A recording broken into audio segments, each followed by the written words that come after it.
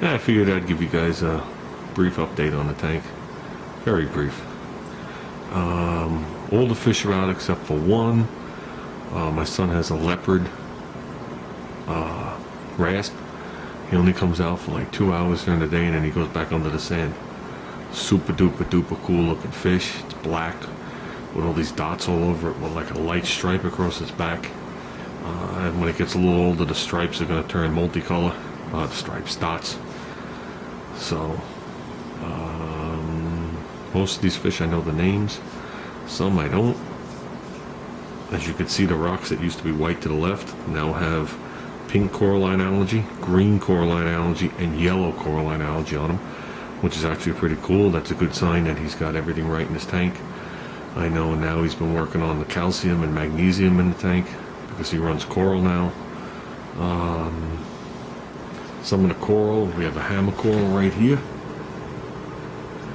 I'm not really sure what that coral is there.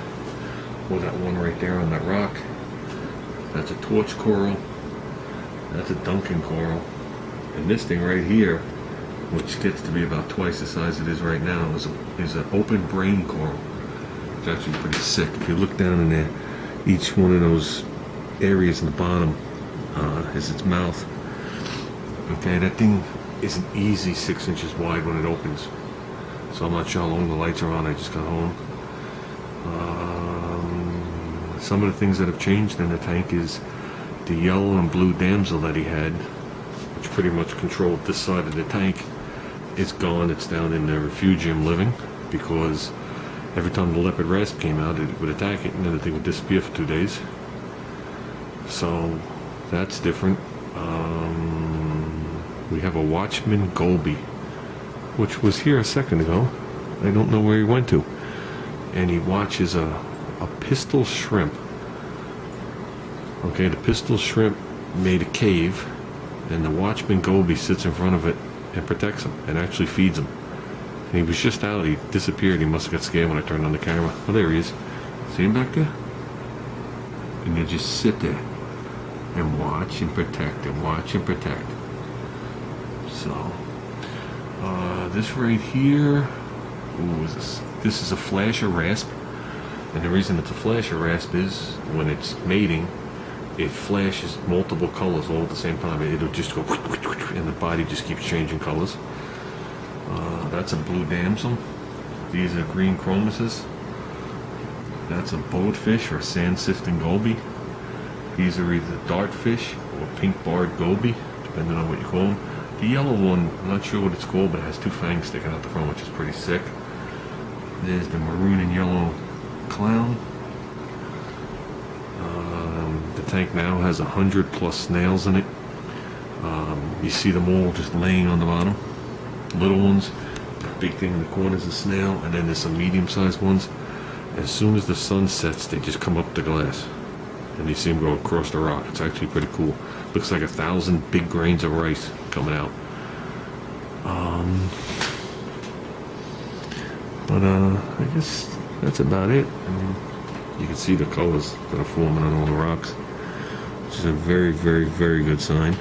Soon the back plate with a black glass will be just like the colors on that spout. They're going to be purple and like a whatever color, because most saltwater tanks, they don't clean the back. They let that algae form, which is another form of coralline algae, because it's healthy algae. It converts all the ammonia and all the other stuff in it. So the tank's been up and going now since Easter. He switched over to some expert level fish to prove to himself that he can handle it, which he is handling it. That leopard rasp is an expert level because it only comes out at a certain time during the day, and you have to feed it then or it won't eat. So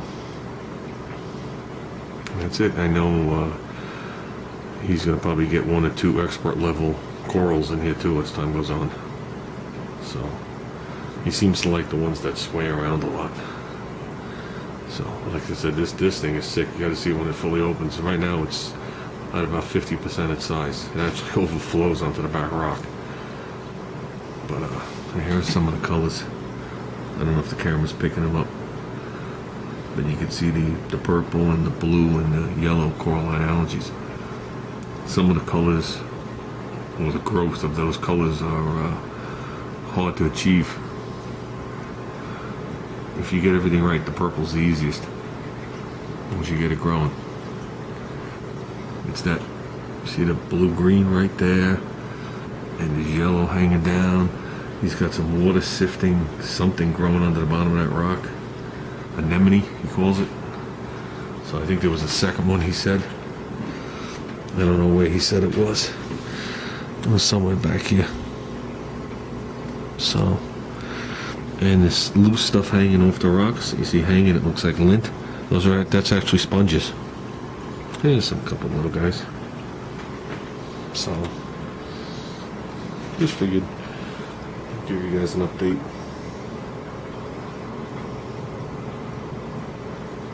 This guy, he eats algae off of everything. It's cool, it blends right in. Looks like a dog.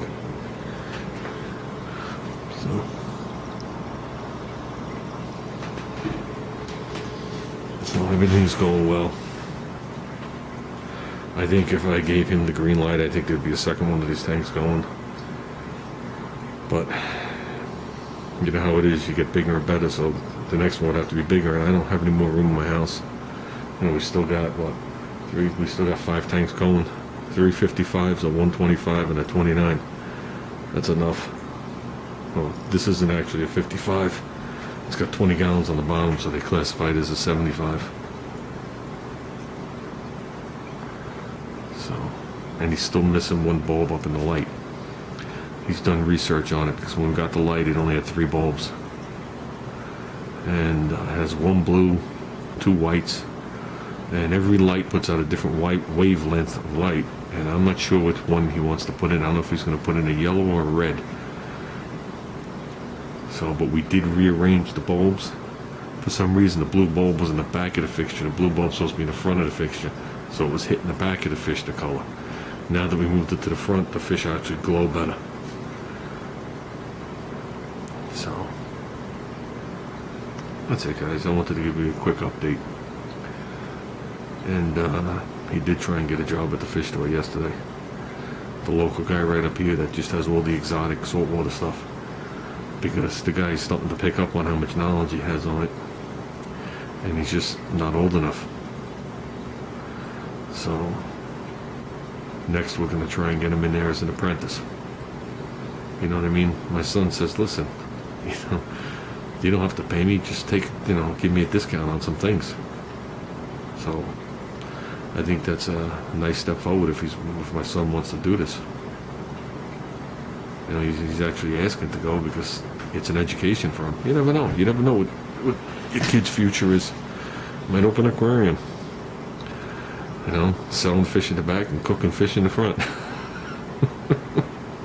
You pick your fish, he cooks it. So.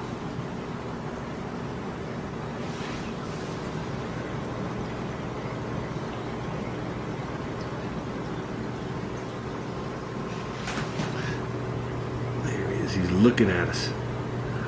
He's guarding that area right there. So.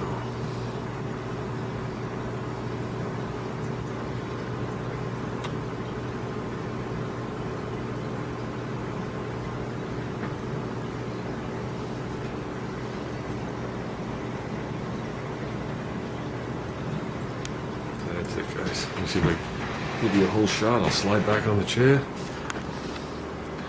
And that's the whole aquarium.